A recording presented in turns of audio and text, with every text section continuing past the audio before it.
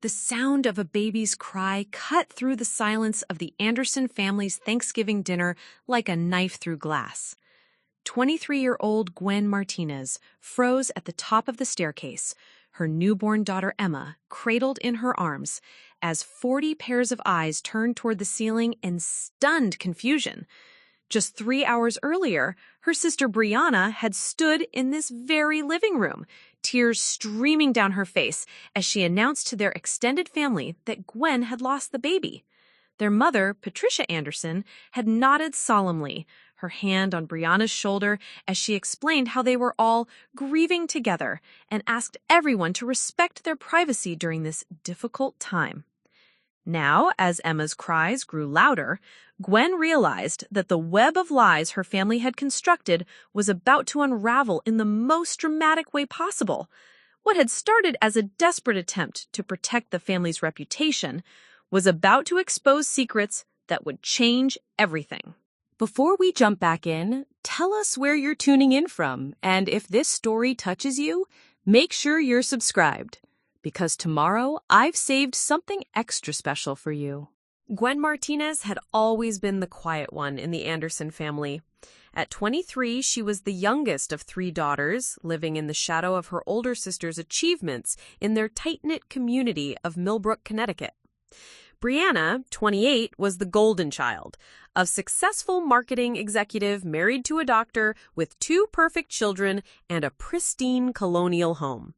Madison, 25, had just finished her master's degree in education and was engaged to her college sweetheart. Then there was Gwen, unmarried, working part-time at a local bookstore, and now 7 months pregnant with a baby whose father had disappeared the moment she'd shared the news. The Anderson family had deep roots in Millbrook. Patricia Anderson served on the town council and had been president of the Parent-Teacher Association for 12 years running. Her late husband, Robert, had been a respected high school principal before his death from cancer 3 years earlier. The Anderson name meant something in their small New England town. It represented tradition, respectability, and moral integrity.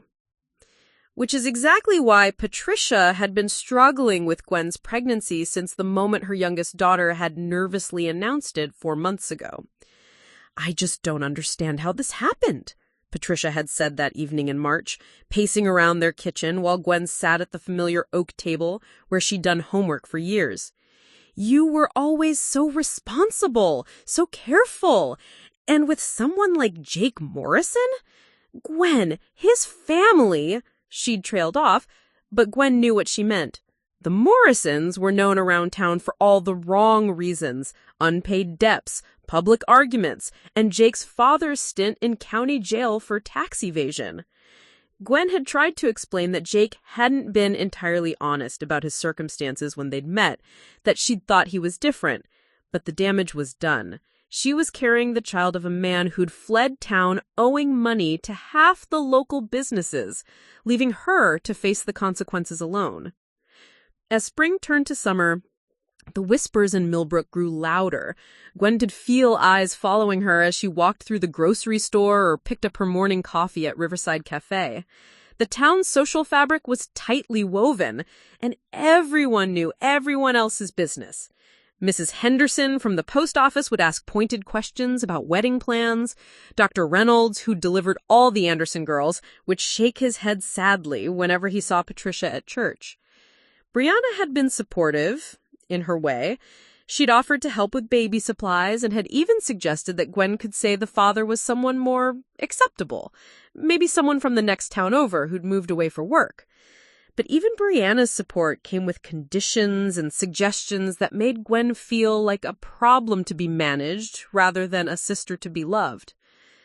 Madison, meanwhile, had been quietly horrified. Her upcoming wedding was the talk of Millbrook, a perfect September ceremony at the historic Millbrook Inn with flowers from the town's premier florist and a reception that had been planned for over a year. Madison worried constantly about how Gwen's situation might overshadow her special day, though she tried to hide these concerns behind forced smiles and offers to help with maternity clothes. Patricia's reaction had been the most complex of all. As a widow trying to maintain her family's standing in a community where she'd built her entire identity, she felt pulled between her love for her daughter and her deep-seated fear of public judgment. She'd raised her girls to be respectable, to marry well, to contribute to the community in positive ways. Gwen's pregnancy felt like a personal failure, a crack in the carefully constructed image she'd spent decades building. The summer months had been a delicate dance of avoidance and careful social maneuvering. Patricia would decline certain social invitations, claiming family obligations. When pressed about Gwen's situation, she'd offer vague responses about her daughter going through a difficult time and focusing on her health. The family had developed an unspoken agreement that they would weather this storm together, presenting a united front while privately hoping the situation would somehow resolve itself favorably. By late August, as Gwen's pregnancy became impossible to hide, the family's strategy had evolved into something more elaborate. Patricia began telling people that Gwen was taking some time to figure things out and had decided to spend the final months of her pregnancy focusing on her health and her future. When pressed for details about the father, Patricia would simply say that young people sometimes make mistakes and redirect the conversation. Brianna, meanwhile, had appointed herself as the family's spokesperson in their social circles. With her polished appearance and respected position in the community, she could navigate delicate conversations with the other young mothers at school pickup or the women in her book club. She'd perfected a look of concerned sympathy when discussing Gwen's situation, always emphasizing the family's commitment to supporting her through this challenging time. The bookstore where Gwen worked had become her refuge. Mrs. Chen, the elderly owner, had been nothing but kind, adjusting Gwen's schedule as needed and never asking intrusive questions. The regular customers had grown accustomed to seeing Gwen's expanding silhouette behind the counter, and many had offered gentle words of encouragement. In this small sanctuary, Gwen could almost forget about the complicated web of expectations and disappointments that awaited her at home. But even at the bookstore, Gwen couldn't escape entirely. Customers would sometimes ask innocent questions about her plans, whether she was excited about becoming a mother or if the father was helping with preparations. Each question felt like a small knife, reminding her of how different her situation was from what people expected or hoped for her. As September arrived and Madison's wedding approached, the family's tension reached a crescendo. Madison had been increasingly anxious about the ceremony, worried that Gwen's obvious pregnancy would become a distraction from her special day. She'd even suggested, in a moment of frustration, that maybe Gwen should consider staying home from the wedding to avoid unnecessary attention.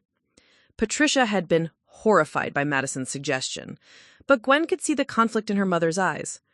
Part of her wanted to protect Madison's day, while another part recognized how hurtful such exclusion would be. The family was walking an increasingly narrow tightrope between maintaining appearances and preserving their relationships with each other. It was during this period of mounting pressure that Brianna had come up with what she called a temporary solution. The idea had emerged during a late-night conversation between the sisters while Patricia was at her weekly bridge game. Madison was stress-eating ice cream at the kitchen counter, obsessing over wedding details, when Brianna had casually mentioned that one of her friends had recently suffered a miscarriage. It's terrible, of course, but the way everyone rallied around her, people are so supportive when they think you've lost a baby, much more so than when they're judging you for having one under less than ideal circumstances.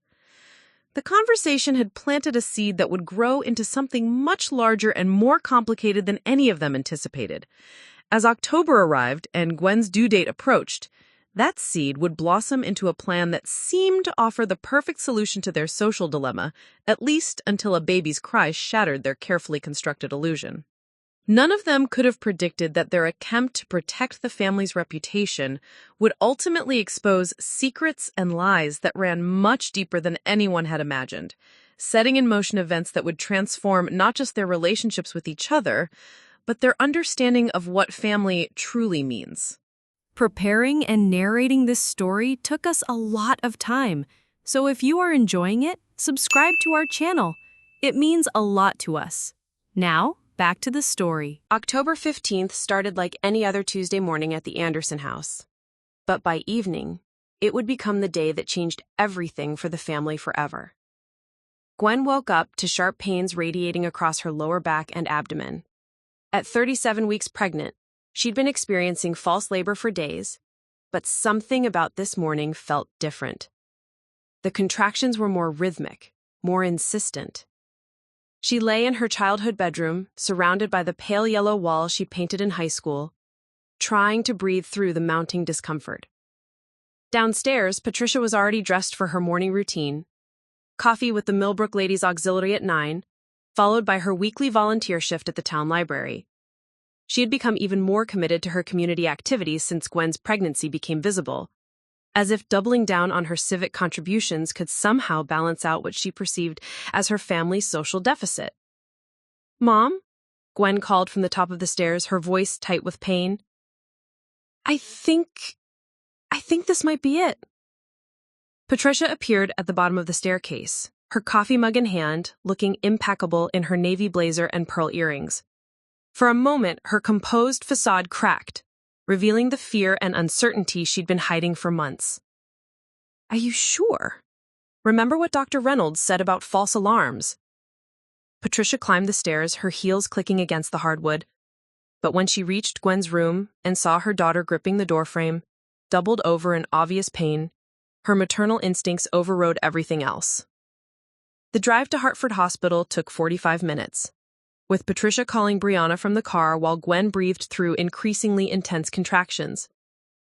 Brianna was in the middle of a client presentation when her phone buzzed repeatedly, and she'd stepped out of the conference room to answer. "Labor? Now? But I thought she had 3 more weeks." Brianna said, her professional composure maintained even as she gathered her things. "Should I call Madison? She's at her final dress fitting this morning." "Not yet," Patricia replied, navigating through morning traffic while glancing worriedly at Gwen in the passenger seat. "Let's see what happens first. No need to panic everyone if this is another false alarm." But it wasn't a false alarm. By noon, Gwen was fully dilated and ready to deliver.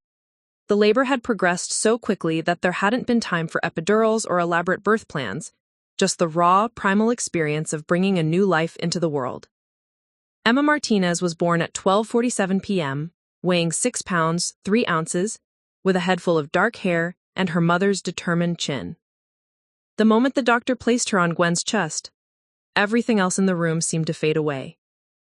This tiny, perfect human was hers, not Jake's, not the town's to judge, but hers alone. Patricia stood beside the hospital bed, tears streaming down her face as she watched her youngest daughter cradle her newborn granddaughter. In that moment, all the months of worry about social standing and community judgment seemed insignificant compared to the miracle she was witnessing. "She's beautiful, sweetheart," Patricia whispered, reaching out to stroke Emma's tiny hand. "She's absolutely perfect." Brianna arrived 20 minutes later, still in her business suit, carrying flowers and a stuffed animal she'd grabbed from the hospital gift shop. When she saw Emma for the first time, her carefully maintained composure finally crumbled. "Oh my God, Gwen, she's incredible." Brianna leaned over to get a closer look at her niece, her voice soft with wonder. "Look at those little fingers. And she has your nose." For nearly an hour, the 3 women existed in a bubble of pure joy and new baby magic. They took turns holding Emma, marveling over her tiny features, discussing who she resembled. Patricia called Dr. Reynolds to let him know about the delivery, and Brianna texted her husband David with photos. For those precious moments, they were simply a family welcoming a new member, uncomplicated by all the external pressures that had been weighing on them for months. But reality began to creep back in when Madison arrived, straight from her dress fitting and visibly stressed about timing. "Thank God you didn't go into labor next weekend," were the first words out of Madison's mouth when she entered the hospital room. The wedding coordinator said if there were any emergencies during the ceremony. She stopped mid-sentence when she saw Emma, her expression softening. Oh, wow. She's really here. Madison's reaction was more complicated than her mother's or Brianna's. While she genuinely loved her new niece, she couldn't shake her anxiety about the timing and what it would mean for her carefully planned wedding celebration. As she held Emma, she found herself calculating logistics.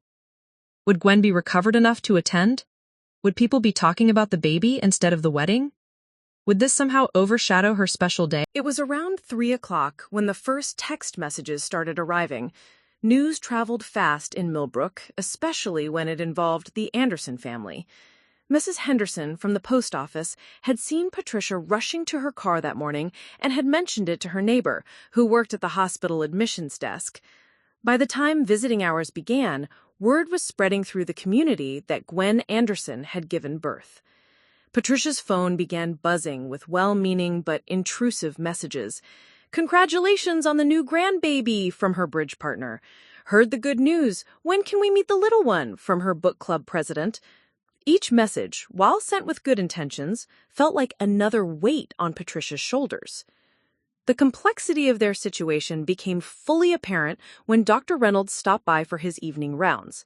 A family friend who had delivered all 3 Anderson girls, he'd been one of the few people to offer genuine support throughout Gwen's pregnancy, never judging or asking uncomfortable questions. "She's a beauty," Dr. Reynolds said, checking Emma's vitals with practiced gentleness. "Strong and healthy, just like her mama." He turned to address the whole family.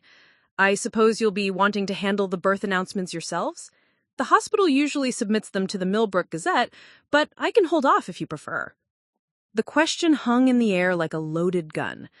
The Millbrook Gazette's birth announcements were a weekly tradition, eagerly read by everyone in town, but seeing Emma's name in print would make everything official, public, irreversible. Patricia and Brianna exchanged glances, and Gwen could see her mother's internal struggle playing out across her face. The joy of becoming a grandmother was warring with her deep-seated fears about community judgment and social consequences. Could we have a day or two to think about it?" Patricia asked carefully. "Just to get organized, make some calls ourselves first?" Dr. Reynolds nodded understandingly. "Of course. Take all the time you need. I'll put a hold on any official announcements for now." After he left, the room fell into an uncomfortable silence. Emma slept peacefully in Gwen's arms, oblivious to the adult complications surrounding her arrival. But the 3 older women were all thinking the same thing. Once this news became public, there would be no controlling the narrative, no managing the community response. It was Madison who finally voiced what they were all thinking. What if we just don't tell anyone yet? I mean, not officially. Just until after the wedding, until things settle down. "Madison," Gwen said quietly, "I can't hide a baby. People are going to figure it out." I know. I just meant maybe we could buy some time, figure out the best way to handle this." Brianna had been unusually quiet since Dr. Reynolds left, her mind clearly working through possibilities. Finally, she looked up from her phone where she'd been scrolling through the messages that continued to arrive. "What if we told people the truth, but not the whole truth? I mean, what if we said Gwen had gone into early labor, but what if we said that were complications?" Patricia looked at Brianna sharply. "What kind of complications?" "I don't know. Maybe that the baby didn't make it. Just temporarily. Just until we can figure out how to handle everything properly." The suggestion hit the room like a physical blow. Gwen instinctively pulled Emma closer to her chest, her protective instincts flaring. "Absolutely not," Gwen said firmly. "I'm not pretending my daughter doesn't exist." "I'm not saying permanently," Brianna explained hastily. "Just until after Madison's wedding, until we can control how the story gets told. People are going to be so much more sympathetic if they think you've suffered a loss. And then later, we could say it was a mistake, that the doctors were wrong, that she survived after all." Patricia was staring at Brianna as if seeing her for the first time.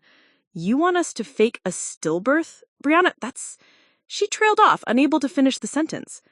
"It's just temporary," Brianna insisted. "And think about it. It solves everything. People stop asking questions, they rally around us instead of judging us, Madison gets her perfect wedding without distractions, and then, when we're ready, we get to have this amazing miracle story about how Emma survived against all odds. Madison was nodding slowly, and Gwen could see the relief in her sister's eyes at the possibility of her wedding remaining untainted by family drama. "I can't believe you're even considering this," Gwen said, looking between her mother and sisters. "They're your granddaughter, your niece. How can you talk about pretending she's dead?" But even as she spoke, Gwen could see that Brianna's words had planted a seed. Patricia was looking at Emma with a mixture of love and something else, something that looked like fear. The fear of facing her community, her friends, the judgment she'd been dreading for months. That evening, as visiting hours ended and the hospital room grew quiet, the Anderson family found themselves at a crossroads they never could have imagined. Outside, Millbrook was buzzing with rumors and speculation. Inside the sterile room, 3 generations of women struggled with a decision that would test the very foundations of what they meant to each other. Emma slept on, unaware that her existence had just become the center of a moral crisis that would change her family forever. The next 48 hours at Hartford Hospital became a battleground of conscience, with Gwen standing alone against the mounting pressure from her family to embrace Brianna's deception plan. By Wednesday morning, the messages on Patricia's phone had multiplied exponentially. The Millbrook social network was in full swing, with everyone from her yoga instructor to the mayor's wife reaching out with congratulations and requests to visit. Each ping of her phone made Patricia's anxiety spike higher, and Gwen could see her mother's resolve cracking with every well-meaning inquiry. "Mrs. Patterson wants to organize a meal train," Patricia announced, scrolling through her messages while pacing the small hospital room. "And the church ladies are already planning a baby shower. Oh God, and Mrs. Chen from the bookstore wants to close early so everyone can come visit?" Gwen shifted Emma to her other arm, trying to ignore the growing tension. "That's nice of them, Mom. People are being kind." "Kind, yes, but—" Patricia stopped pacing and looked directly at her daughter. "Gwen, honey, once we go home, once people start visiting and seeing the baby, there's no going back. Everyone will know everything. About Jake, about the circumstances, about all of it." "There's nothing wrong with people knowing the truth," Gwen replied firmly. "Emma is here, she's healthy, and she's my daughter. I'm not ashamed of that." But Patricia's anxiety was infectious, and Gwen could feel it affecting the nursing staff who came and went throughout the day. They'd started giving the family strange looks, as if they could sense the undercurrent of tension beneath what should have been a joyful time. Brianna arrived Wednesday afternoon with reinforcements, her husband David, and their 2 children, 8-year-old Sophie and 6-year-old Michael. Gwen had hoped that seeing Emma interact with her cousins would remind everyone of the joy a new baby should bring, but instead, Brianna used the visit to build her case. "Look how natural she is with kids," Brianna whispered to Patricia while they watched Sophie gently help Michael hold Emma's tiny hand. "Emma's going to fit right into our family. But think about what Sophie and Michael will have to deal with at school when their friends start asking questions about their cousin's situation." David, normally diplomatic, found himself drawn into the conversation despite his better judgment. "The kids mentioned that some parents at school have been talking," he admitted reluctantly. "Nothing mean, just curious. You know how it is in a small town." Gwen felt her cheeks burn with anger and embarrassment. "So we're supposed to hide Emma because other people might gossip about our family?" "Not hide her," Brianna said quickly. "Just reframe the narrative. Give people a reason to support us instead of judge us." Madison arrived later that evening with her fiancé Trevor, who brought an outsider's perspective to the increasingly claustrophobic family dynamics. Trevor was from Hartford, not Millbrook, and he watched the heated discussions with growing bewilderment.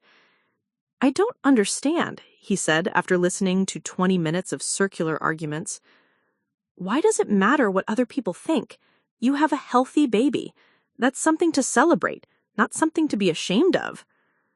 Madison shot him a warning look. It's complicated, Trev. You don't understand how small towns work. Actually, I think I understand perfectly, Trevor replied, his voice gaining strength. You're talking about lying to your entire community about whether your own family member exists. That's not complicated. That's just wrong. Gwen felt a surge of gratitude toward her future brother-in-law, but she could see the fury building in Madison's eyes. Her sister had been counting on Trevor's support for the plan, assuming his outsider status would make him more willing to go along with what seemed like a practical solution. Easy for you to say, Madison snapped. Your family isn't going to be dissected by every gossip in town.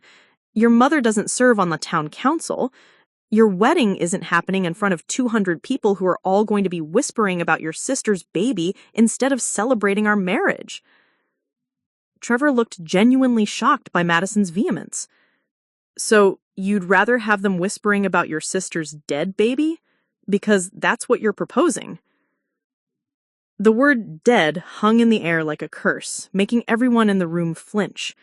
Up until that moment, they'd been dancing around the reality of what Brianna's plan actually meant, actively telling people that Emma had died. That night, after visiting hours ended and the family had reluctantly gone home, Gwen found herself alone with Emma for the first time since the birth. The hospital room felt different in the darkness, more intimate, more honest. She could finally think clearly without the constant pressure of her family's expectations and fears. A night nurse named Carmen, a woman in her 50s with kind eyes and gentle hands, came in to check on them around midnight. Unlike the day staff, Carmen seemed unaffected by the family's strange energy. She moved efficiently around the room, checking Emma's vitals and helping Gwen with feeding techniques. "First baby?" Carmen asked softly, settling into the chair beside Gwen's bed. "Yes," Gwen replied, grateful for the simple, normal question. "She's beautiful. Looks like she knows exactly who she is already." Carmen smiled, watching Emma's serious expression as she nursed. "That's going to serve her well in life." Something about Carmen's matter-of-fact kindness broke through Gwen's defenses. Before she knew it, she was telling this near stranger about her family's plan, about the pressure she was facing to deny her daughter's existence, about her growing isolation even within her own family. Carmen listened without judgment, occasionally nodding or making soft sounds of understanding. When Gwen finished, the older woman was quiet for a long moment. "I've been working in maternity for 22 years, Carmen finally said. I've seen families deal with all kinds of situations. Teen pregnancies, absent fathers, financial struggles, you name it. But I've never seen a family try to solve their problems by pretending a healthy baby died." She paused, adjusting Emma's blanket with practiced care. "Your family thinks they're protecting you, but what they're really trying to protect is their image. And honey, no image is worth sacrificing your child for." Carmen's words stayed with Gwen through the restless night, giving her strength she hadn't felt since Emma's birth. By Thursday morning, she'd made up her mind. She would not participate in any deception about her daughter's existence, regardless of the consequences. But Thursday brought new challenges. Patricia arrived early, before visiting hours officially began, looking haggard and desperate. She'd been up all night fielding calls and messages from concerned community members who'd heard various versions of the story through Millbrook's efficient gossip network. "The story's already getting twisted," Patricia said, settling heavily into the visitor's chair. "Mrs. Rodriguez heard from her daughter that you'd had the baby, but there were complications. Father McKenna called to offer prayers for the baby's health. And somehow, the rumor mill has decided that Jake came back to town, which he didn't, but now people are asking where he is and why he's not at the hospital." Gwen could see the exhaustion in her mother's face, the way the stress was aging her in real time. Part of her wanted to give in, to make this easier for everyone. But every time she looked at Emma, sleeping peacefully in her arms, she knew she couldn't betray her daughter for the sake of social convenience. "Mom, what if we just told the truth? All of it. Yes, I had a baby. Yes, the father is gone. Yes, it's not the situation any of us planned. But Emma is here, she's healthy, and we love her. Isn't that enough? Patricia's eyes filled with tears. Oh, sweetheart, I wish it could be that simple, but you don't understand the position this puts me in. The things people will say, the assumptions they'll make about how I raised you girls. So you'd rather they think I lost my baby than that I made a mistake? I'd rather they support us instead of judge us, Patricia replied, her voice breaking. And people are so much more sympathetic when they think you've suffered a tragedy. It was then that Gwen realized the true scope of what her family was asking. They weren't just asking her to lie about Emma's existence. They were asking her to perform grief, to accept sympathy for a loss she hadn't experienced, to let people comfort her for a pain she didn't feel. They were asking her to turn the greatest joy of her life into a source of community pity. The final straw came Thursday afternoon when Brianna arrived with what she called the perfect solution. She'd spent the morning researching premature birth statistics and infant mortality rates, preparing what amounted to a detailed script for their deception. We tell everyone you went into labor at 37 weeks, which you did, Brianna explained, pulling out a notebook filled with her research. We say Emma was born with respiratory distress, which is common in early births. The doctors tried everything, but she didn't make it through the first night. Gwen stared in horror at her sister. You've written out a story about my daughter's death with medical details? I wanted it to be believable, Brianna said defensively.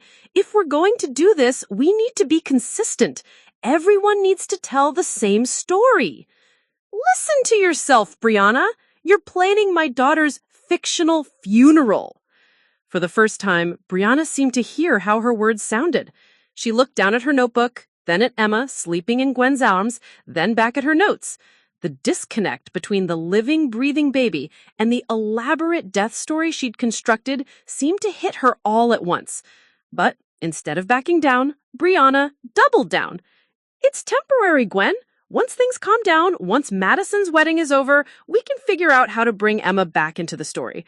Maybe we'll say she was in intensive care or that there was a mix-up at the hospital. A mix-up? Gwen's voice rose, causing Emma to stir. You want to compound lying about her death with lying about medical incompetence? The argument that followed was the most heated the Anderson women had ever experienced. Voices were raised, accusations were made, and tears were shed. But through it all, Gwen held Emma close, drawing strength from her daughter's steady breathing and warm weight against her chest. When the dust settled, the lines were clearly drawn. Patricia and Madison supported Brianna's plan, believing it was the best way to protect the family's reputation and ensure Madison's wedding went smoothly. Trevor remained adamantly opposed, creating tension in his relationship with Madison. And Gwen stood alone, refusing to deny her daughter's existence for any reason. The resistance had been established, but Gwen was beginning to realize that standing up to her family's pressure was only the first battle in a war she might not be prepared to fight. Friday morning brought an unexpected visitor to Hartford Hospital. Dr. Reynolds arrived during his lunch break, carrying a small gift bag and wearing an expression that Gwen couldn't quite read. His presence immediately shifted the energy in the room, where Patricia had been making increasingly desperate phone calls to postpone various social obligations. I hope I'm not intruding, Dr. Reynolds said, his eyes immediately drawn to Emma, who was awake and alert in Gwen's arms. I wanted to check on my newest patient before the weekend. Patricia quickly ended her phone call, smoothing her hair and attempting to regain her composure. Dr. Reynolds, how thoughtful of you to stop by. Well, I've been wondering about those birth announcements, he said gently, pulling up a chair beside Gwen's bed. The hospital administration has been asking, and frankly, I'm running out of ways to delay the paperwork. Is there something specific you're concerned about? The question hung heavy in the air. Gwen could feel her mother's anxiety radiating across the room, could sense the internal battle between truth and the elaborate deception her family had been crafting. For a moment, she thought Patricia might confess everything to their old family friend. Instead, Patricia surprised everyone by taking a deep breath and making a decision that would change everything. Dr. Reynolds, Patricia said slowly, we need to ask you for your help with something unusual, and I need your word that what we discuss stays between us. Dr. Reynolds frowned slightly, clearly caught off guard by the serious tone. Patricia, you know I respect patient confidentiality, but it's not about confidentiality, Patricia interrupted. It's about protecting our family during a very difficult time. What followed was the most surreal conversation Gwen had ever witnessed. Patricia, with occasional input from Brianna, who had arrived mid-conversation, laid out their entire plan to Dr. Reynolds. They explained their fears about community judgment, Madison's upcoming wedding, and their belief that temporary deception was the kindest solution for everyone involved. Dr. Reynolds listened in stunned silence, occasionally glancing at Emma as if to confirm she was real and healthy. When Patricia finished her explanation, the room fell into a silence so complete that the only sound was Emma's soft breathing. "Patricia," Dr. Reynolds said finally, his voice carefully controlled, "you're asking me to falsify medical records, to lie about the death of a living child? Do you understand what you're asking?" "Not falsify," Brianna said quickly, "just delay the official documentation. Give us time to handle this properly." "There is no proper way to handle this," Dr. Reynolds replied firmly. "What you're describing isn't protecting your family, it's fraud, medical fraud specifically, which could cost me my license and potentially result in criminal charges." Gwen felt a surge of relief, believing that Dr. Reynolds' refusal would finally end this nightmare scenario. But Patricia wasn't finished. "What if we took Emma home without any official discharge?" Patricia asked desperately. "What if we just disappeared from the hospital? No official paperwork, no announcements, no official record that she survived." The suggestion was so outrageous that even Brianna looked shocked. They were talking about essentially kidnapping Emma from the hospital, avoiding all official channels, and raising her in complete secrecy. Dr. Reynolds stood up abruptly, his face flushed with anger and disbelief. "Patricia, I've known your family for 30 years. I delivered all 3 of your daughters. But I will not participate in this delusion, and I strongly advise you to abandon this plan before it destroys your family." He turned to Gwen, his expression softening. "Young lady, you have a beautiful, healthy daughter. Don't let anyone convince you to hide that blessing." After Dr. Reynolds left, the room erupted into chaos. Patricia was panicking about whether he would report their conversation to hospital administration. Brianna was furious that their plan had been exposed to someone outside the family. And Gwen found herself caught between relief that an authority figure had validated her position and terror about what her family might do next. It was Madison who provided the next escalation when she arrived Friday evening with news that changed everything. "I talked to Trevor," Madison announced without preamble, "about the wedding, about Emma, about everything, and I gave him an ultimatum." Gwen looked up sharply. "What kind of ultimatum?" "I told him that if he can't support our family during this crisis, then maybe we're not ready to get married. The wedding is 8 days away. 8 days, and I'm not going to let family drama ruin the most important day of my life." Patricia gasped. "Madison, you didn't break up with Trevor over this." "Not broke up. But I made it clear that family loyalty has to come first. And if he can't understand why we need to protect ourselves, then he's not the man I thought he was." The revelation hit Gwen like a physical blow. Her sister was willing to potentially end her engagement rather than abandon the deception plan. The stakes had just escalated beyond anything Gwen had imagined. "Madison, Trevor is right," Gwen said desperately. "You can't throw away your relationship over this insanity." "It's not insanity," Madison replied, her voice rising. "It's family. It's loyalty. It's doing whatever it takes to protect the people you love." By lying about Emma's existence? By protecting Emma from growing up in a town that will always whisper about her, always judge her for circumstances she can't control. Madison moved closer to Gwen's bed, her eyes pleading. "Don't you want better for her than that?" For the first time since this nightmare began, Gwen felt her resolve wavering. The idea that Emma might face lifelong judgment because of her parentage was terrifying. What if Madison was right? What if the temporary deception could somehow protect Emma from years of social stigma and social judgment?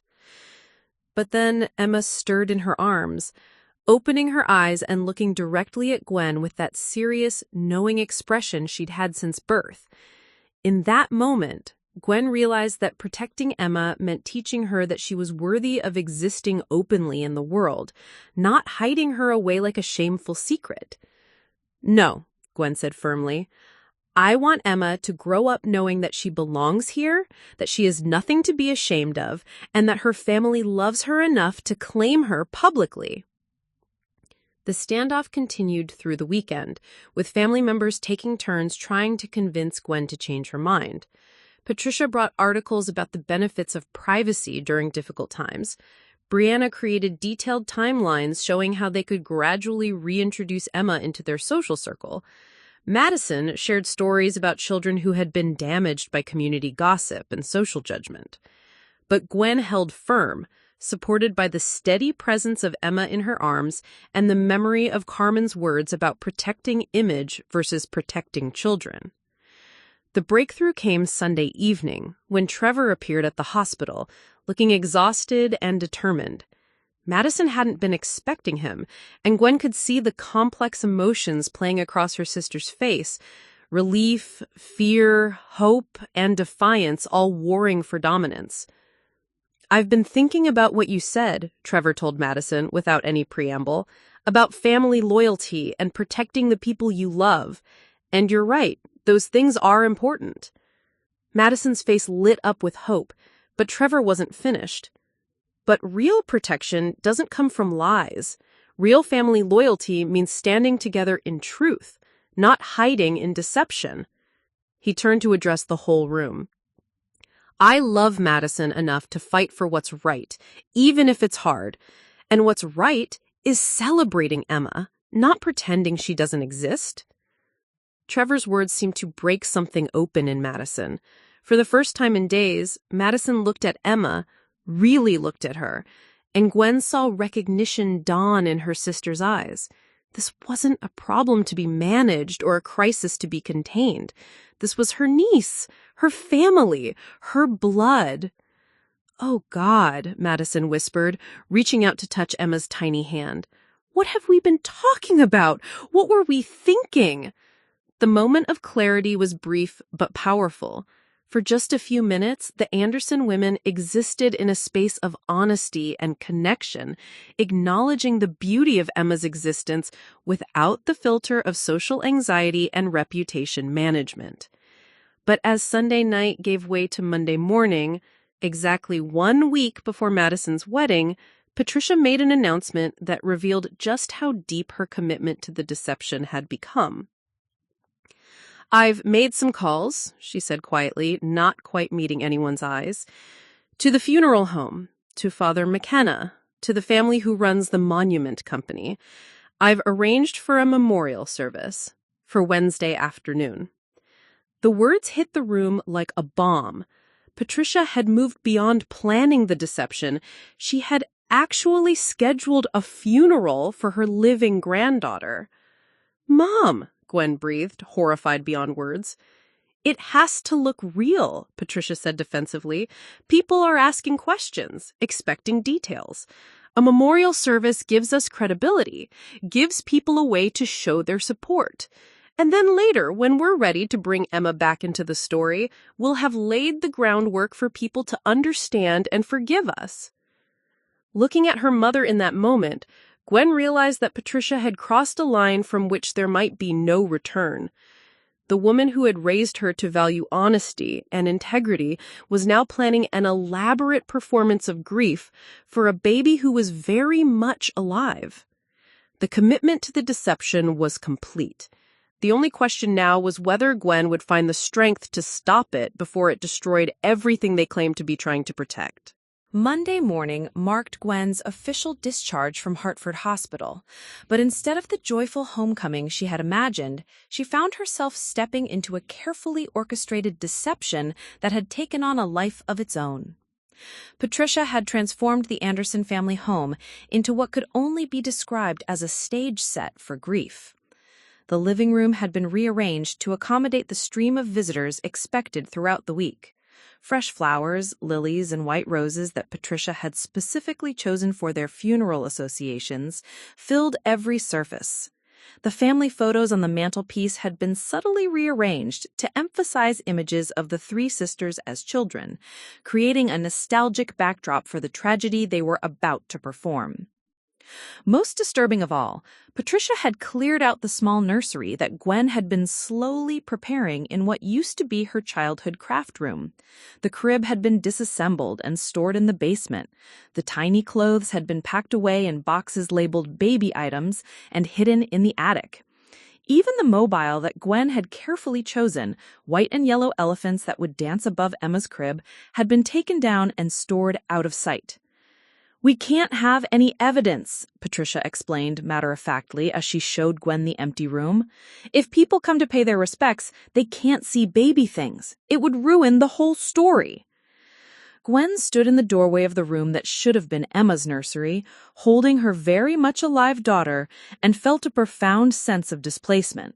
She was homeless in her own home, motherless while her mother orchestrated an elaborate charade, and now Emma was being denied even the basic acknowledgement of a space to exist.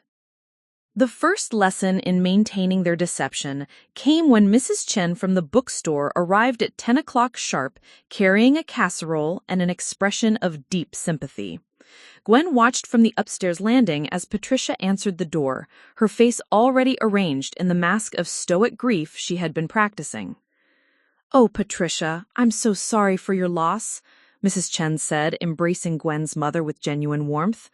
"I know how much you were all looking forward to meeting the little one." "Thank you, Mrs. Chen. It's been very difficult," Patricia replied, her voice catching in what sounded like authentic emotion. "Gwen is resting upstairs. The doctors say she needs time to recover, both physically and emotionally." Gwen felt sick listening to her mother lie so effortlessly to a woman who had been nothing but kind to their family. Mrs. Chen had genuinely been excited about Emma's arrival, had even offered to let Gwen bring the baby to work once she was old enough. Now she was being manipulated into participating in a fictional tragedy. "Please tell her that everyone at the store is thinking of her, and if she needs anything, time off, help with arrangements, anything at all, she just has to ask." After Mrs. Chen left, Patricia climbed the stairs to find Gwen nursing Emma in her childhood bedroom, tears streaming down her face. "How can you do this?" Gwen asked. "Mrs. Chen genuinely cares about us. She doesn't deserve to be lied to like this." "She's being protected from an uncomfortable situation," Patricia replied, though her voice lacked conviction. "Sometimes kindness means shielding people from complex truths they don't need to carry." But Patricia's rationalization was tested when Father McKenna arrived an hour later, wanting to discuss the memorial service arrangements. Gwen could hear every word of their conversation from her room directly above the living room, and each detail felt like another nail in the coffin of her family's integrity. "I've prepared some thoughts about celebrating a life that was brief but deeply loved. Sometimes God calls his smallest angels home quickly, but that doesn't diminish the love they brought to the world during their time with us." Patricia was crying, actual tears that Gwen could hear in her voice. "That's beautiful, Father. I think that would bring comfort to Gwen." "Would she like to participate in choosing readings? Sometimes mothers find it healing to have a voice in the service, even during such painful circumstances." "She's not ready for that yet," Patricia said quickly. "Maybe in a few days. The grief is still so fresh." Listening to her own memorial service being planned while holding her healthy daughter created a surreal split in Gwen's reality. She began to understand how people in witness protection must feel, existing in a shadow world where their true identity had to be hidden for survival, even if the threat was social rather than physical. Emma, oblivious to the chaos surrounding her existence, continued to be a perfect baby. She slept in regular cycles, nursed efficiently, and rarely cried. Gwen found herself studying every detail of her daughter's face. The way her eyebrows furrowed when she dreamed, the tiny birthmark behind her left ear, and the surprising strength of her grip when she wrapped her fingers around Gwen's thumb. These quiet moments of bonding were repeatedly interrupted by the performance requirements of their deception. When Madison arrived Tuesday afternoon to help with funeral preparations, Gwen had to quickly hide all evidence of Emma's presence: burp cloths, bottles, the breast pump she'd been using. Emma herself had to be kept absolutely silent, which meant timing her care around the visitors' schedules. "The flowers from the Riverside Women's Club arrived," Madison announced, her voice artificially bright. "And Mrs. Patterson confirmed that the meal train starts Thursday. We have enough food scheduled to last 2 weeks." Madison had thrown herself into the logistics of the memorial service with an efficiency that bordered on manic. She'd created spreadsheets tracking sympathy cards, flower deliveries, and meal donations. She'd coordinated with the funeral home, confirmed details with the church, and even designed a simple memorial card with a generic baby image and Emma's name and fictional dates. "Look at this," Madison said, showing Gwen the memorial card with obvious pride. "I kept it simple and elegant. The inscription says, 'Briefly known, forever loved.' I thought that struck the right tone." Gwen stared at the card bearing her daughter's name alongside dates that declared her dead and felt something fundamental break inside her. Seeing Emma's existence reduced to this fictional memorial token made the full horror of their situation finally real. "Madison, this has to stop," Gwen said quietly. "Look what we've become. You're making memorial cards for your living niece. Mom is lying to priests. We're accepting sympathy meals for a tragedy that never happened." But Madison had invested too much in the plan to consider backing out now. "It's working, Gwen. Can't you see that? People are being so supportive, so kind. No one is judging us or asking uncomfortable questions. This is exactly what we hoped for." The twisted success of their deception was undeniable. The Anderson family had never received such an outpouring of community support. Neighbors who had been merely polite before were now stopping by with homemade meals and heartfelt condolences.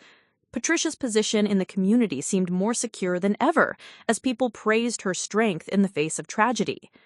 But Gwen was learning that living a lie required constant vigilance and emotional compartmentalization that she wasn't sure she could sustain. Every doorbell ring meant potentially hiding Emma. Every sympathetic phone call meant listening to her mother perform grief for an audience. Every meal delivered by well-meaning neighbors represented another person being deceived. The most challenging lesson came Tuesday evening when Brianna brought Sophie and Michael for what she called a practice run for the memorial service. "We need to make sure the kids understand their role. They'll be expected to show appropriate sadness, maybe even cry a little. People will be watching how the family responds." Gwen watched in horror as Brianna coached her children on how to perform grief for their cousin, who was actually sleeping peacefully upstairs. 8-year-old Sophie seemed confused by the exercise, asking logical questions about why they were pretending Emma was dead when she clearly wasn't. "Sometimes grown-ups have to make difficult decisions to protect the family, and sometimes that means keeping secrets, even when it feels uncomfortable." 6-year-old Michael, meanwhile, seemed to grasp the deception more intuitively, treating it like an elaborate game of pretend. His enthusiasm for the secret was almost more disturbing than Sophie's confusion. "Can I see Emma after the pretend funeral? Will she still be hiding upstairs?" The question highlighted the fundamental flaw in their plan. They had no exit strategy. They had created an elaborate deception, but had no realistic way to reverse it without creating an even bigger scandal. How do you explain to a community that you lied about your own granddaughter's death? How do you undo sympathy meals and memorial donations and genuine grief that people had invested in your fictional tragedy? That night, as Gwen sat in her dark bedroom, nursing Emma while listening to her mother downstairs finalizing memorial service details, she realized she was learning things about herself and her family that she might have preferred not to know. She was discovering that love and protection could be used to justify almost any deception. She was learning that community support often came with strings attached.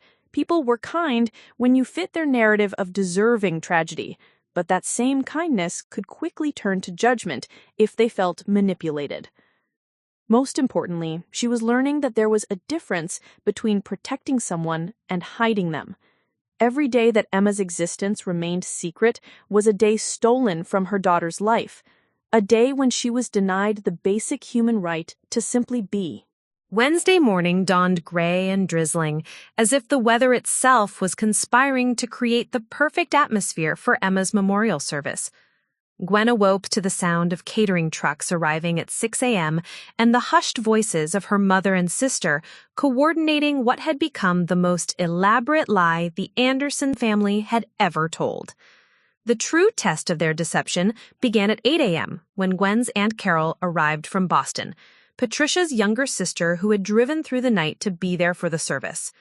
Carol was everything Patricia was not: spontaneous, emotional, and completely incapable of maintaining any kind of pretense. Her arrival introduced an element of unpredictability that immediately put everyone on edge. "Where is she?" Carol demanded the moment she walked through the front door, her arms laden with flowers and her eyes already red from crying. "Where's my poor Gwen? I need to hold that girl and tell her everything's going to be okay." Patricia intercepted her sister before she could charge upstairs. "Carol, please keep your voice down. Gwen she's not handling visitors well right now. The grief has been overwhelming." But Carol was not someone who could be easily managed or redirected. She had loved Gwen fiercely since the day she was born, and the idea that her niece was suffering alone upstairs was unbearable to her. "Nonsense," Carol replied firmly. "Family doesn't hide from family during times like this. I'm going up there." What followed was the first real test of whether their deception could withstand close scrutiny from someone who knew them intimately. Gwen heard her aunt's footsteps on the stairs and had barely enough time to hide Emma in the bathroom before Carol burst through her bedroom door. "Oh, sweetheart," Carol cried, immediately pulling Gwen into a fierce embrace. "I'm so sorry. I'm so sorry about the baby." Being held by someone who genuinely believed she had lost her child was one of the most morally disorienting experiences of Gwen's life. Carol's grief was real and raw, and accepting her comfort felt like stealing something precious that didn't belong to her. "Aunt Carol, No, don't you dare apologize or try to be strong for everyone else. You lost your baby, Gwen. You're allowed to fall apart. You're allowed to rage and cry and demand that the world stop spinning until you're ready for it to start again." From the bathroom, Emma let out a tiny sound, not quite a cry, but enough to make both women freeze. Gwen's heart stopped as she watched Carol's expression change from grief to confusion. "What was that?" Carol asked, looking around the room. "Probably just the neighbors. The Hendersons have a new puppy." Carol accepted the explanation, but the close call left Gwen shaking. If her aunt, someone who loved her unconditionally, discovered the truth, how would she react? Would she be hurt by the deception? Would she understand the family's motivations? Or would she be disgusted by their willingness to lie about something so fundamental? The memorial service itself was scheduled for 2 p.m. at St. Mary's Catholic Church, the same church where all 3 Anderson girls had been baptized, confirmed, and where Madison would be married in just 5 days. Father McKenna had worked with Patricia to create a service that would honor Emma's brief life while providing comfort to the grieving family. As the morning progressed, the Anderson house filled with people coming to pay their respects before the service. Gwen was expected to make an appearance, to accept condolences and demonstrate the appropriate level of grief for someone who had lost their first child. The performance required was more complex than anything she had ever attempted. Mrs. Patterson from the town council arrived with a memorial wreath and immediately sought out Gwen to offer her condolences. "I know there are no words, but I want you to know that the whole community is holding you in our hearts." Gwen found herself crying, not for the fictional loss everyone believed she had experienced, but for the impossibility of her situation. These were good people offering genuine comfort, and she was betraying their kindness with every tear she shed. Dr. Reynolds appeared unexpectedly at 11 a.m., carrying a small potted plant and wearing an expression that Gwen couldn't quite read. His presence made everyone nervous. Patricia, because she feared he might expose their secret, and Gwen because she hoped he might. "He wanted to pay my respects," he said simply, offering the plant to Patricia, "and to see how Gwen is managing." The conversation that followed was a masterclass in coded communication. Dr. Reynolds spoke about the importance of truth in healing, about how secrets could fester like untreated wounds. Patricia responded with carefully worded appreciation for his concern, while making it clear that the family needed to grieve in their own way. Sometimes, Dr. Reynolds said, looking directly at Gwen, the hardest thing is knowing when to speak up, even when it might cause temporary pain. But honesty is usually the path to real peace. Gwen felt the weight of his message, the invitation to end this charade before it went any further. But surrounded by dozens of well-meaning neighbors and family friends, with her mother watching her every move, she found herself paralyzed by the complexity of the situation they had created. The most challenging test came when Jake Morrison's mother, Linda, appeared at the front door just after noon. Linda Morrison was exactly the kind of person Patricia had been trying to avoid dealing with: unpredictable, emotional, and completely unaware of social boundaries. Her presence at the memorial gathering was Patricia's worst nightmare realized. "I heard about the baby," Linda said, her voice slurred with what might have been grief or alcohol or both. "Jake's baby. I know my son he's not a good man. But that was my grandchild, too." The raw pain in Linda's voice was heartbreaking. Despite Jake's abandonment and the Morrison family's reputation, here was a woman grieving for a grandchild she would never meet. Her grief was as real as Carol's, as genuine as any other mourner's, and it highlighted the collateral damage their deception was causing. Patricia tried to handle Linda diplomatically, but the woman was determined to speak with Gwen directly. "I need to tell her I'm sorry," Linda insisted. "Sorry for what my son did. Sorry she had to go through this alone." When Linda finally reached Gwen, the encounter nearly broke her resolve entirely. Here was the mother of Emma's father offering genuine remorse and sympathy for a loss that hadn't occurred. Linda's grief was authentic. She truly believed she had lost a grandchild, and accepting her condolences felt like the cruelest theft imaginable. "I know Jake hurt you," Linda said through tears. "I know he ran away when you needed him most. But I want you to know that baby was wanted. Maybe not by him, but by me. I would have loved that child." The irony was devastating. Linda Morrison, whom Patricia had written off as unworthy of their family, was offering the kind of unconditional love and acceptance that Gwen's own family was denying Emma through their deception. As the time for the memorial service approached, the house gradually emptied as people made their way to the church. Gwen found herself alone for a few precious minutes with Emma, who had slept through most of the morning's chaos, hidden in the bathroom. "I'm so sorry, sweetheart," she whispered to her daughter. "You deserve better than this. You deserve a family brave enough to claim you, a world that celebrates your existence instead of hiding it." Emma looked up at her with those serious dark eyes, and Gwen made a decision that would change everything. She couldn't attend her own daughter's memorial service. She couldn't sit in a church pew and listen to prayers for a child who was very much alive in her arms. She couldn't accept sympathy for a tragedy she hadn't experienced, while her real daughter remained hidden like a shameful secret. When Patricia came upstairs to help Gwen get ready for the service, she found her daughter sitting on the bed in her pajamas, holding Emma and crying. "I can't do it, Mom," she said simply. "I can't go to my living daughter's funeral. I won't do it." Patricia's carefully maintained composure finally cracked. "Gwen, please, everyone is expecting you. The whole community has come together to support us. If you're not there, people will ask questions." Then let them ask questions. Let them wonder why a mother wouldn't attend her own baby's memorial service. Maybe that will be the crack that brings this whole horrible lie tumbling down. For the first time since this nightmare began, Patricia seemed to see the full scope of what they had created. Her granddaughter was alive and healthy, yet they were about to hold a funeral for her.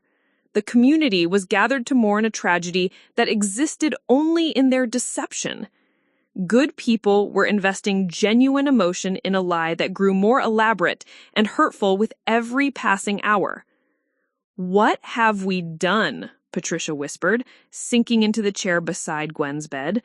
"What have we become?" The testing ground had revealed the true cost of their deception. It wasn't just about maintaining a lie. It was about stealing genuine emotion from people they cared about, accepting sympathy they hadn't earned, and denying Emma the basic human right to exist openly in the world. As the church bells began to toll at St. Mary's, calling mourners to a memorial service for a child who was very much alive, the Anderson family faced their first real reckoning with the monster they had created.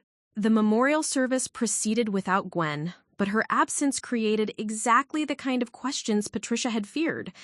At St. Mary's Church, 200 members of the Millbrook community gathered to mourn a baby who was, at that very moment, sleeping peacefully in her mother's arms 3 miles away.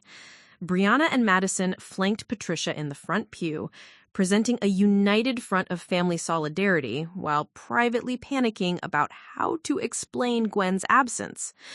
Father McKenna had been told that Gwen was too overcome with grief to attend, but several community members found this explanation troubling rather than understandable. "What mother doesn't attend her own baby's memorial service?" whispered Mrs. Rodriguez to her neighbor during the opening hymn. "Even in the deepest grief, wouldn't she want to be here?" The questions multiplied throughout the service. Carol, who had stayed behind to sit with Gwen, was actually pacing the Anderson house in growing agitation, unable to understand why her niece seemed so detached from the tragedy everyone believed she had experienced. "There's something wrong here," Carol told Patricia when the family returned from the church. "Gwen isn't grieving like someone who lost a child. She's anxious, yes, and upset, but not devastated, not broken the way a mother should be." Patricia tried to deflect her sister's concerns, explaining that people grieve differently, that shock could delay the full emotional impact of loss. But Carol had worked as a pediatric nurse for 20 years before retiring, and she had seen genuine parental grief too many times to be fooled by a performance. "I want to see the medical records," Carol announced suddenly. "I want to understand what happened, what went wrong. Maybe there's something the doctors missed, something that could help Gwen process this better." The request sent Patricia into a quiet panic. There were no medical records of Emma's death because Emma hadn't died. Dr. Reynolds had refused to falsify documentation, which meant any investigation into the supposed medical crisis would immediately expose their deception. "The records are sealed pending a review," Patricia lied desperately. "The hospital is conducting an internal investigation into whether proper protocols were followed." But Carol was not easily deterred. "Then I'll speak to Dr. Reynolds directly. He delivered all you girls. He'll talk to me about what happened." As Wednesday evening turned into Thursday morning, the web of lies began to collapse under its own weight. Carol's determination to understand the medical details of Emma's supposed death led her to start making phone calls. Dr. Reynolds, caught between his professional obligations and his personal relationship with the family, found himself in an impossible position. When Carol called him Thursday morning, demanding answers about Emma's death, Dr. Reynolds made a decision that would change everything. "Carol, I think you need to have a very serious conversation with your sister about what actually happened at the hospital." The cryptic response only fueled Carol's suspicions. By Thursday afternoon, she had driven back to Hartford Hospital and was demanding to speak with the nurses who had cared for Gwen during her stay. What she discovered sent her racing back to Millbrook in a fury that shook the Anderson house to its foundations. "There are no records of a baby dying," Carol confronted Patricia in the living room, her voice trembling with rage. "No death certificate, no medical reports, no documentation of any kind. The nurses remember Gwen giving birth to a healthy baby girl who went home with her mother." Patricia tried one last desperate deflection. "There must be some confusion with the paperwork." "Stop Lying to me. Carol's shout echoed through the house, causing Emma to cry from upstairs. The sound of a baby's wail in a house that was supposedly mourning a dead infant created a moment of absolute silence. Carol looked at the ceiling, then at Patricia's stricken face, then back at the ceiling where the crying continued. The truth dawned on her with devastating clarity. "The baby is upstairs," she said quietly. "Your granddaughter is alive and upstairs, and you held a funeral for her yesterday." What followed was the most explosive confrontation in Anderson family history. Carol stormed upstairs and found Gwen trying to calm Emma, and the sight of her very much alive great-niece sent her into a rage that could be heard throughout the neighborhood. "Are you all insane?" Carol screamed at the top of her lungs. "You held a funeral! A funeral, Patricia! I cried over this baby's grave yesterday, and she's right here!" The shouting brought neighbors to their windows and eventually to their front door. Mrs. Henderson from next door knocked tentatively, asking if everything was all right, mentioning that she could hear shouting and what sounded like a baby crying. Patricia, caught in the most impossible situation of her life, found herself having to lie to Mrs. Henderson while Carol and Gwen argued upstairs and Emma's cries grew louder. "Just a family disagreement," Patricia told Mrs. Henderson through the barely cracked front door. "We're all still very emotional about recent events." But Mrs. Henderson was persistent. "Patricia, I could swear I heard a baby crying, and yesterday at the service, several people mentioned that Gwen's absence seemed strange. Is there something going on that the community should know about?" Before Patricia could respond, Carol appeared at the top of the stairs holding Emma, her face streaked with tears of fury and relief. "Mrs. Henderson," Carol called down, her voice carrying clearly through the house, "would you like to meet Emma, my great-niece, who, according to her family, died 3 days ago but seems remarkably healthy for a dead baby?" The moment stretched into eternity. Mrs. Henderson's face went through a series of expressions: confusion, shock, dawning understanding, and finally, profound disappointment. Behind her, other neighbors had gathered on the front porch, drawn by the shouting and now witnessing the complete collapse of the Anderson family's carefully constructed deception. "I don't understand," Mrs. Henderson said slowly. "We attended a memorial service yesterday. Father McKenna gave a beautiful eulogy. We've been bringing you meals, sending flowers." Patricia tried one last desperate attempt to control the narrative. "There's been a misunderstanding." "A misunderstanding?" Carol's voice cracked with disbelief. "You told the entire town your granddaughter was dead. You accepted sympathy meals for a fictional tragedy. You made me grieve for a healthy baby." The confrontation spilled onto the front porch as more neighbors gathered, drawn by the commotion. Word spread through Millbrook with the same efficiency that had carried news of Emma's supposed death, but now the story was even more sensational. The Anderson baby who had died was actually alive, and the family had been lying to everyone about it. Madison arrived in the midst of the chaos, having been called by a neighbor who was concerned about the shouting. She found her family's carefully protected reputation lying in ruins on their front lawn, with half the neighborhood watching Carol hold Emma in full view of the neighborhood, while Patricia tried unsuccessfully to explain the unexplainable. "My wedding is in 3 days," Madison said numbly, staring at the crowd of neighbors who were all beginning to understand the scope of the deception they had witnessed. 3 days, and now everyone knows we're the family who faked a baby's death? Brianna appeared moments later, having been summoned by frantic phone calls from Madison.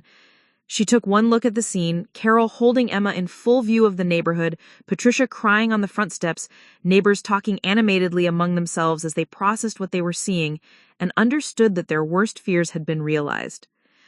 "This is what you were so afraid of?" Gwen said to her family, finally stepping outside with a confidence she hadn't felt in days. "This moment right here. Everyone knowing the truth about Emma, about us, about what we're really like?" She looked around at the gathered neighbors, at Mrs. Henderson's shocked face, at the mothers from Madison's wedding guest list who were staring in disbelief. "But you know what?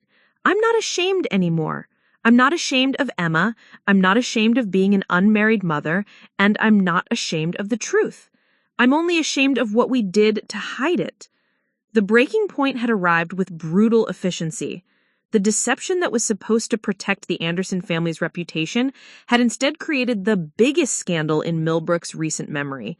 They had transformed from a respected family facing a private challenge into the people who had lied to their entire community about their own family member's death.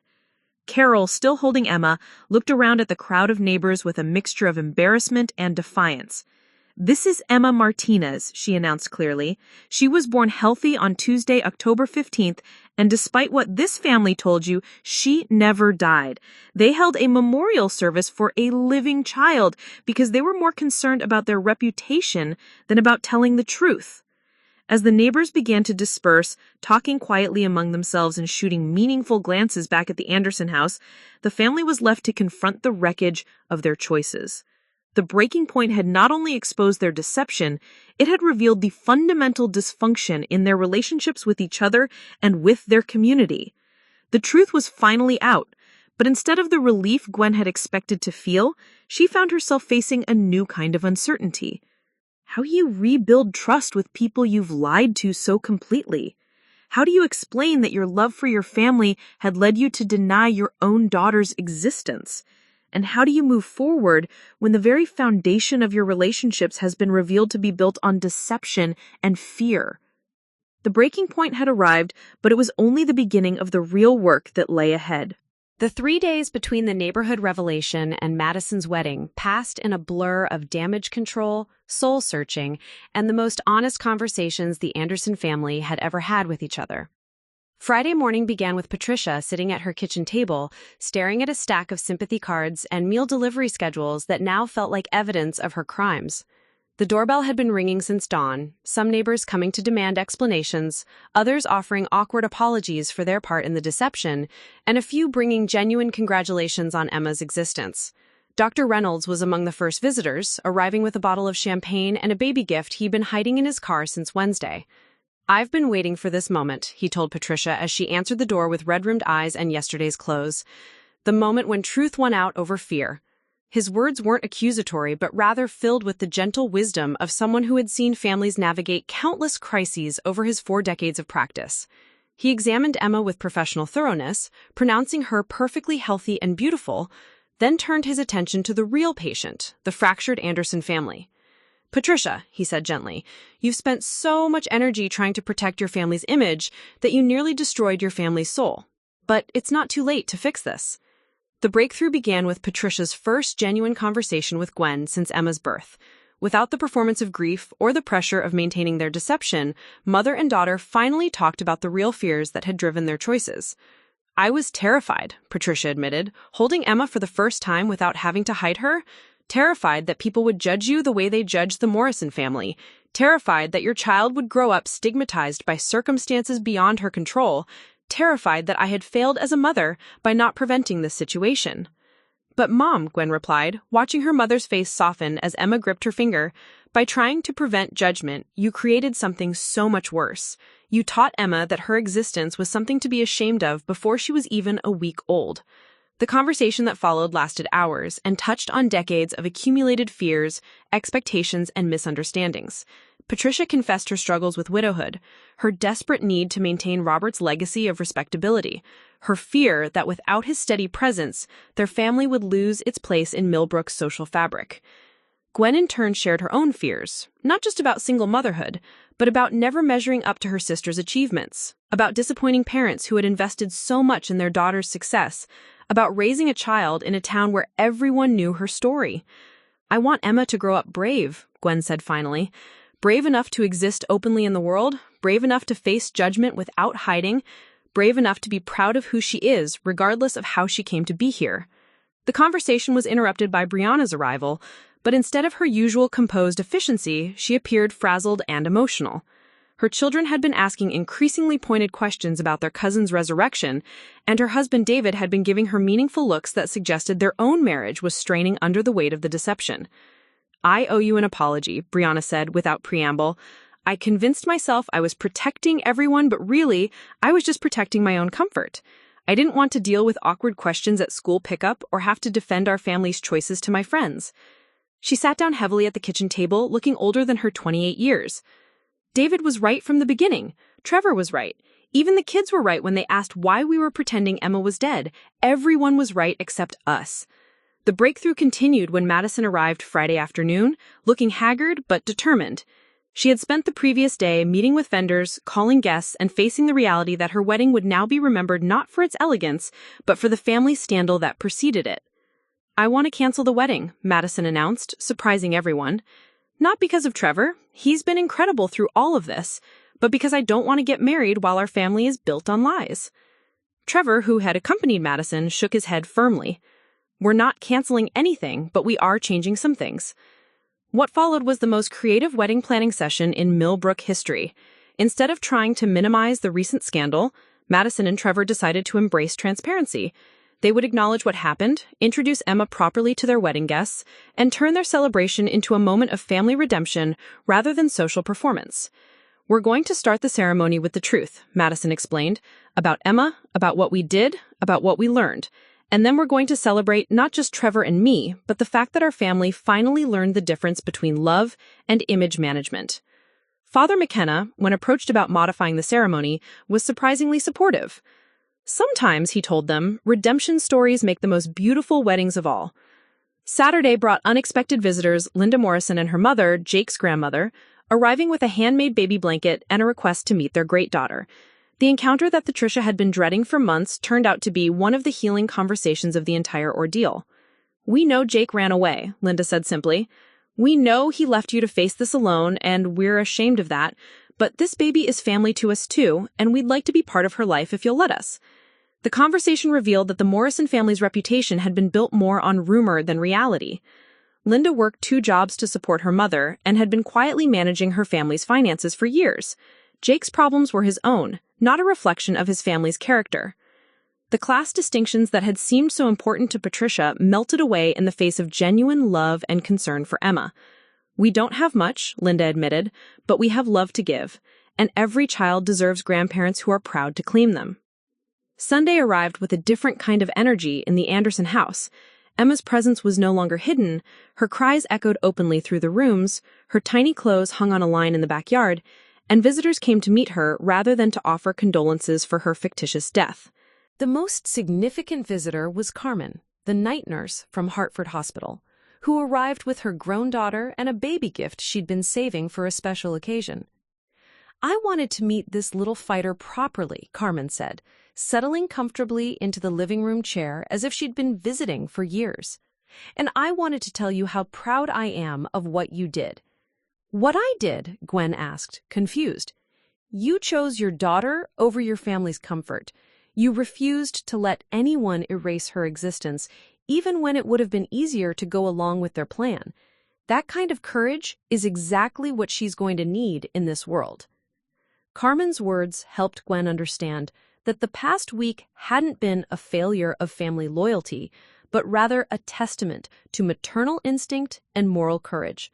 She had protected Emma in the most fundamental way possible by insisting on her right to exist openly and honestly in the world. Monday morning dawned bright and clear, Madison's wedding day. The ceremony had been transformed from a traditional celebration into something unprecedented in Millbrook's history, a public acknowledgement of family failure followed by a celebration of family redemption.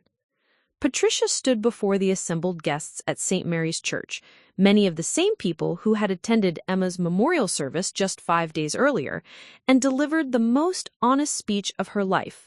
"Before we celebrate Madison and Trevor's marriage," she began, her voice steady despite her obvious emotion, "I need to tell you about a mistake our family made, a mistake born from fear and pride rather than love and honesty." She told the truth, all of it, about Emma's birth, about their deception, about the memorial service they had held for a living child. She apologized to everyone who had been deceived, everyone who had offered genuine sympathy for a fictional tragedy, everyone who had invested their time and emotion in supporting a family through a crisis that didn't exist.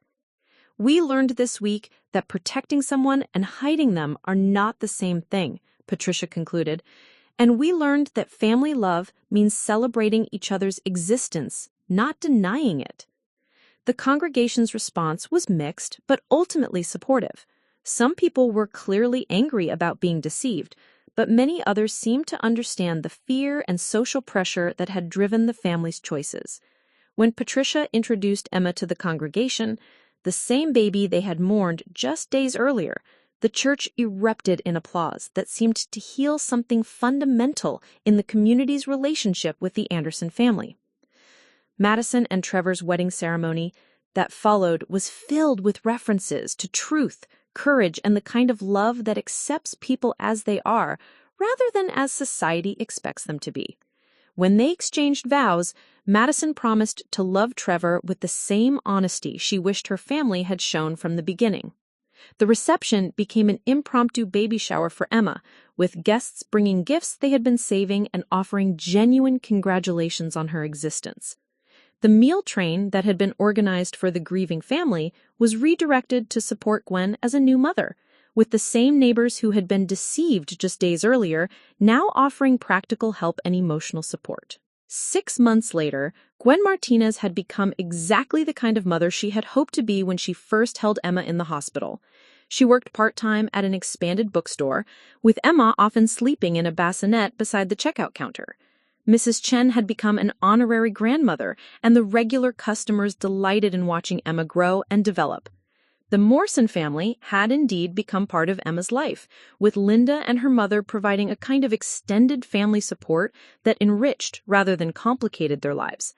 Jake remained absent, but his family's presence ensured that Emma would grow up knowing she was wanted and loved by people who chose to claim her. Patricia had stepped down from several of her community leadership roles, choosing to focus on being a grandmother rather than maintaining her social status. The experience had taught her that real respect came from authentic relationships, rather than carefully managed appearances. Madison and Trevor had settled into married life with a deeper appreciation for honesty and acceptance. Their wedding had become legendary in Millbrook, not for its elegance, but for its courage in turning family crisis into community healing. Brianna had perhaps changed the most of all. The experience of nearly losing her nephew to her own deception had caused her to reevaluate her priorities completely. She began speaking at parenting groups about the dangers of image management over authentic family support. And Emma grew up to be exactly the kind of person Gwen had hoped she would become: confident, honest, and secure in the knowledge that she belonged in the world without apology or explanation. She never knew she had once been hidden from the very community that celebrated her first steps, first words, and first birthday with genuine joy. The story of Emma's false death and resurrection became part of Millbrook's local lore, not as a scandal to be whispered about, but as a reminder that fear and pride could lead good people to make terrible choices, and that it was never too late to choose truth over comfort. Years later, when Emma was old enough to understand, Gwen would tell her daughter about the week when her existence had been denied and then reclaimed. But the lesson wasn't about the deception. It was about the courage it took to insist on being seen, being known, and being loved exactly as you are. "You taught our whole family what it means to be brave," Gwen would tell her daughter, "not by doing anything extraordinary, but simply by existing so completely, so unapologetically, that we couldn't hide you anymore." And Emma, secure in the knowledge that she had always been wanted and celebrated, would smile the same serious smile she'd had since birth, the smile of someone who knew exactly who she was and had never doubted her right to be here. Up next, you've got 2 more standout stories right on your screen. If this one hits the mark, you won't want to pass these up. Just click and check them out. And don't forget to like, subscribe, and turn on the notification bell so you don't miss any upload from us.